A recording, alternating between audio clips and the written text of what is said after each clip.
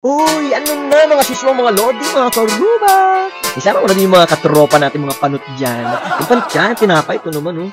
Finally, natupad na rin yung pangarap ko mag-vlog out of the country. Woohoo! Country talaga.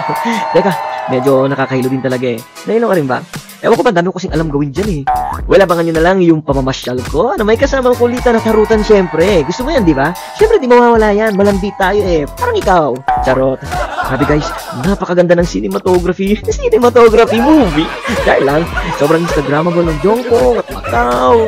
Oo, as in Hong Kong. Ito naman, para naman, huwag kang anga-anga. Tsaka yung, yung paglafang pagkain namin sa mga mamurahing restaurants. Yung sa street foods. Street foods, ito naman. Okay na. O, kurti ko yung maitim mong singit eh. Tsaka yung, yung hotel hopping namin, yung palipat-lipat kami ng hotel, mag-uwi kami ng gamit, shampoo, sabon, bedsheet, ganyan. Charing lang, baka maniwala ka. Isa ko na yung pagsakay namin sa, aeroplano, naka-business class. O, diba? Dahil business class yun, ito na rin ako nagbenta ng life insurance sa mga pasahero. O, diba? Charot lang yan. O, guys, bisitahin na rin yung YouTube channel ko. Doon ka na mag-subscribe. O, ako na nag-decide for you. Wala decision ako eh, diba? Mag-subscribe ka na para updated ka rin sa buhay kung mas makulay pa sa kortina ng nanay mong unicorn. At ganun. Dali na. Kita kits. See you guys. Bye-bye.